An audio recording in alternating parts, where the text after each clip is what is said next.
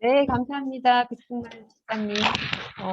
같이 도전하고 있는데, 물류 커뮤니티, 무역 커뮤니티, 관세사 커뮤니티, 같이 협업해서 멋지게 디지털 세상으로 갈 수 있도록 많은 관심 앞으로도 부탁드립니다. 네 번째 세션입니다. 블록체인 물류 DX 세션입니다. 수입 화물 반출 원활화를 지원하는 플랫폼 서비스를 소개할 KT넷의 이재호 실장입니다. 환영해 주세요.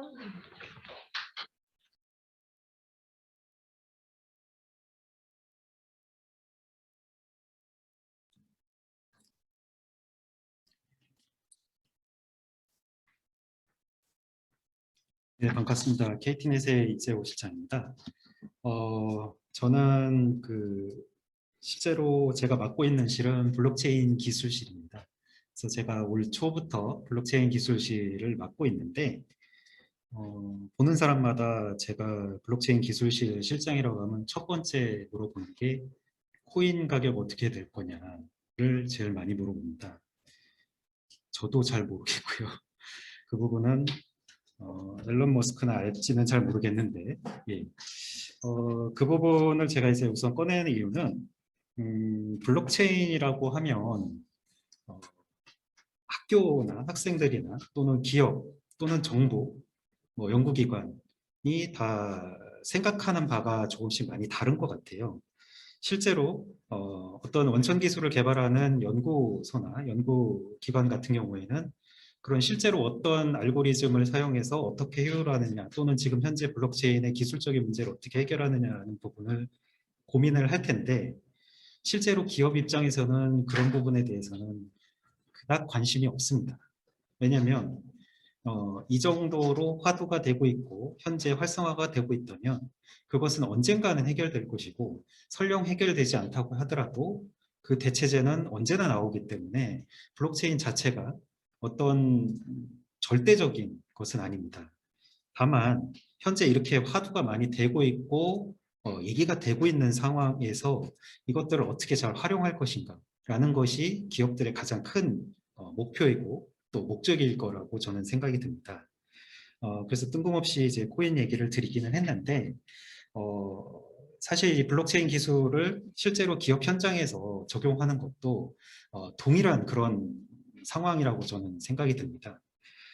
실제로 뭐 가상화폐 얘기를 계속 드려서 죄송하긴 하지만은, 가상화폐의 가격이 어떻게 생성됐느냐라는 얘기를 기존 기성세대들은 잘 이해를 못 하시죠.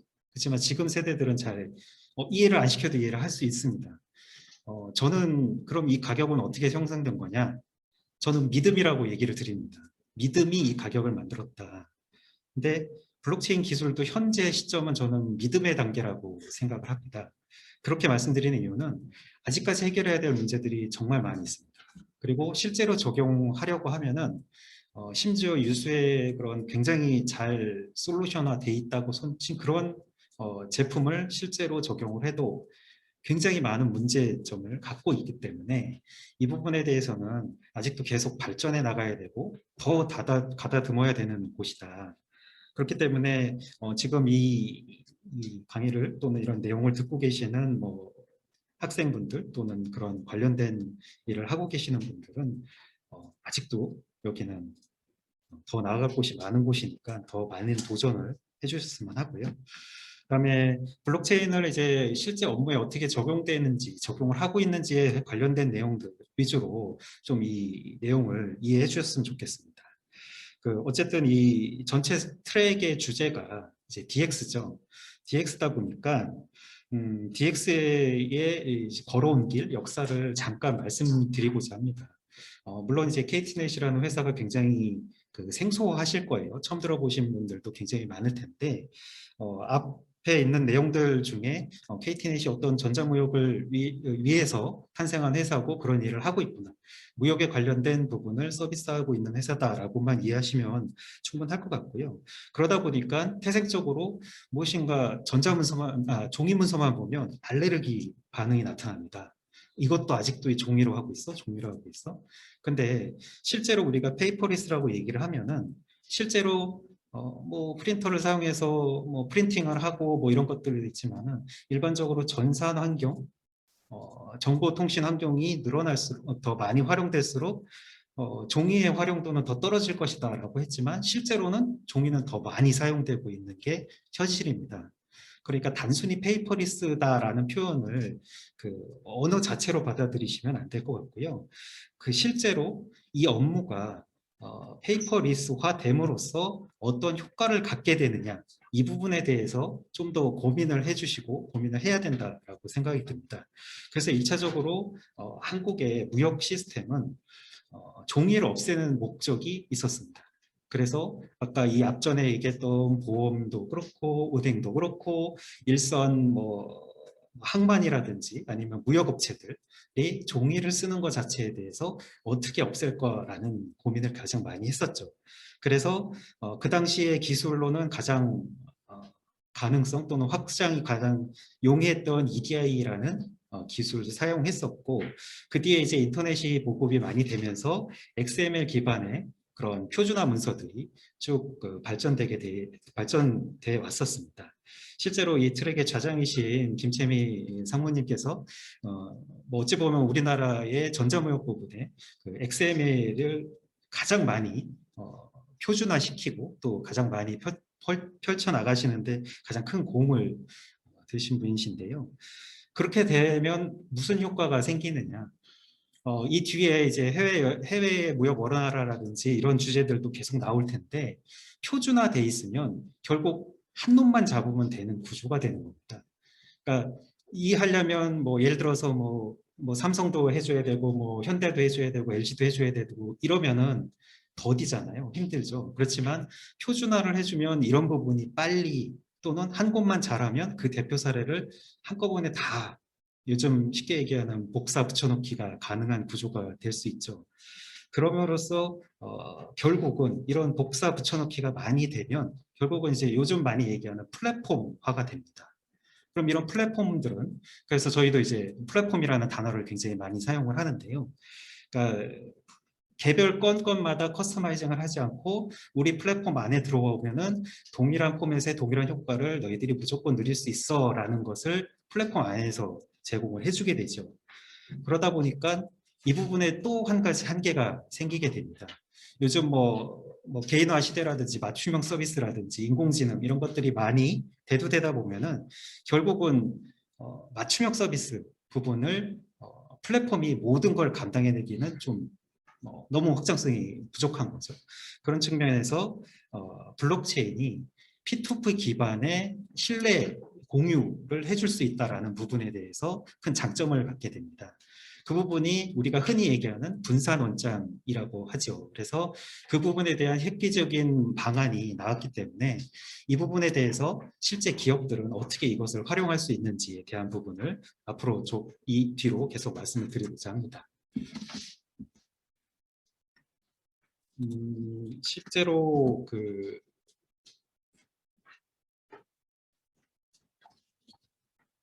수입 화물의 반출입 부분을 저희가 다루는 부분은 왜 화물 중에 하필이면 수입 화물일까라는 의구심이 드실 수 있습니다.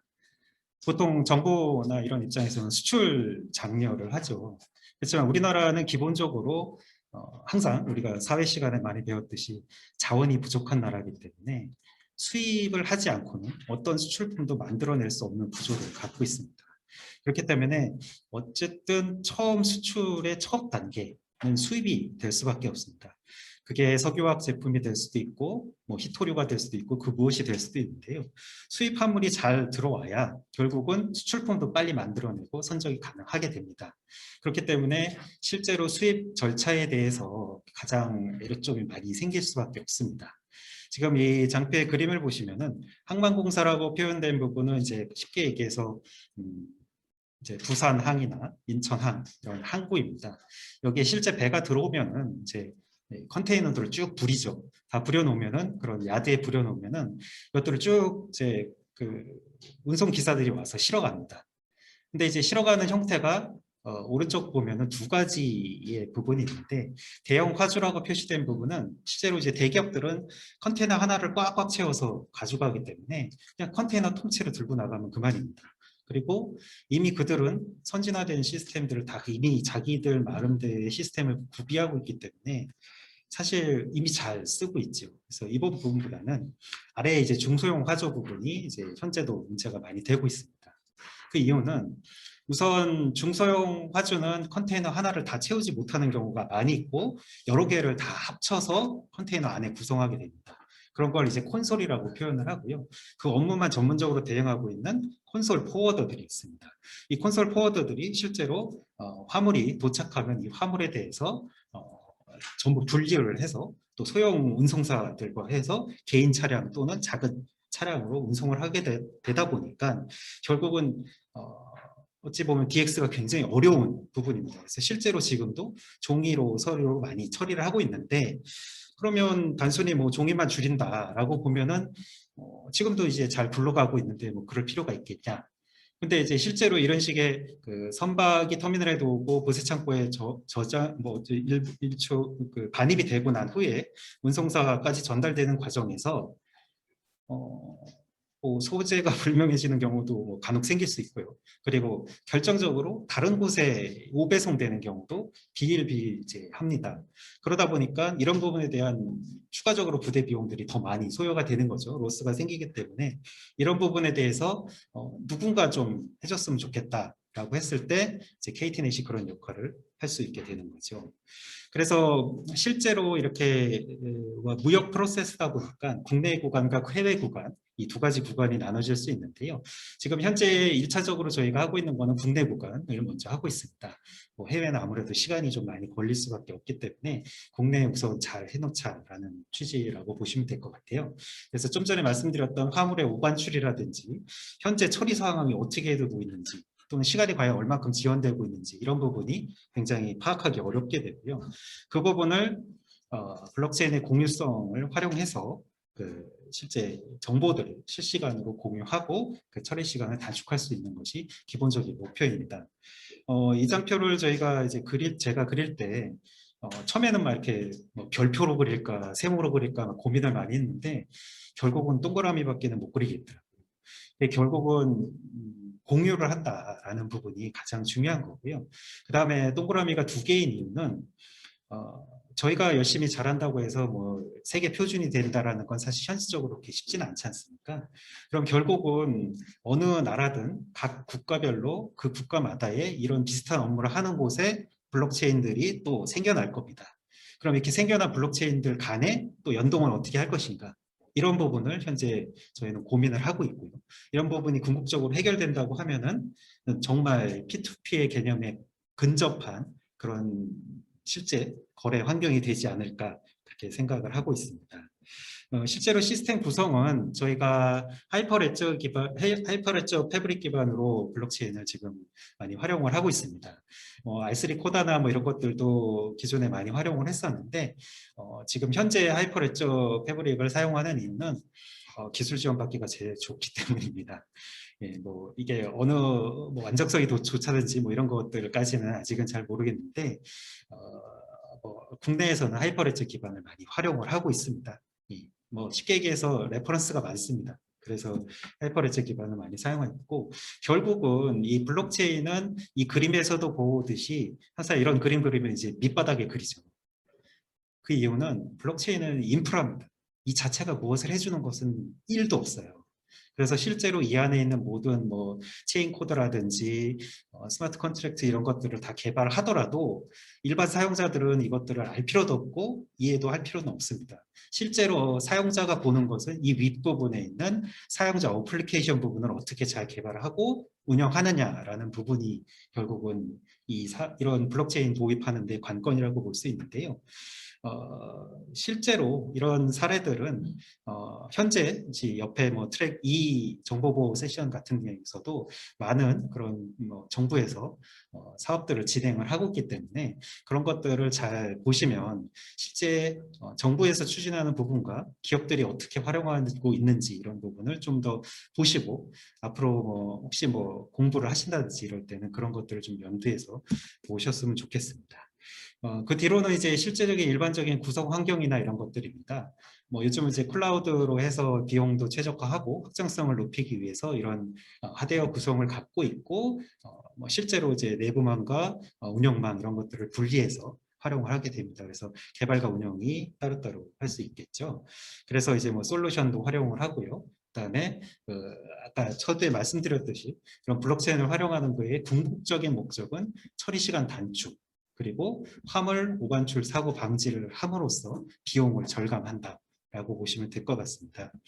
그리고 실제로 운송기사를 확인하는 부분이 있는데 이런 부분은 QR코드, 요즘 QR코드 워낙 잘 많이 찍어 보셔서 아시겠죠. 그래서 운송기사가 현장 입구에 도착하면 이제 QR코드를 체크해서 실제로 어떤 화물을 반출하는지 모바일 환경에서 바로 확인할 수 있게 그렇게 전체 시스템이 구성되어 있습니다. 그래서 여러 가지 체인 코드들을 생성하고 이것들을 관리해서 결국 분산된 환경에서 데이터를 주고받고 그런 업무들을 실시간으로 확인하는 절차를 블록체인을 활용한다라고 생각하시면 될 것 같습니다. 그래서 실제로 부산, 인천에 있는 그런 보세 창고를 대상으로 해서 운송기사하고 포워더, 화주들을 같이 이 사업 안에 시범 운영을 올해 9월부터 시범 운영을 하고 내년부터는 실제 서비스에 진행될 예정입니다. 예, 두서없이 얘기 드렸는데 그런 부분에서 좀 좋은 걸 얻어 가셨으면 좋겠습니다. 감사합니다. 네, 감사합니다. 이재호 실장님.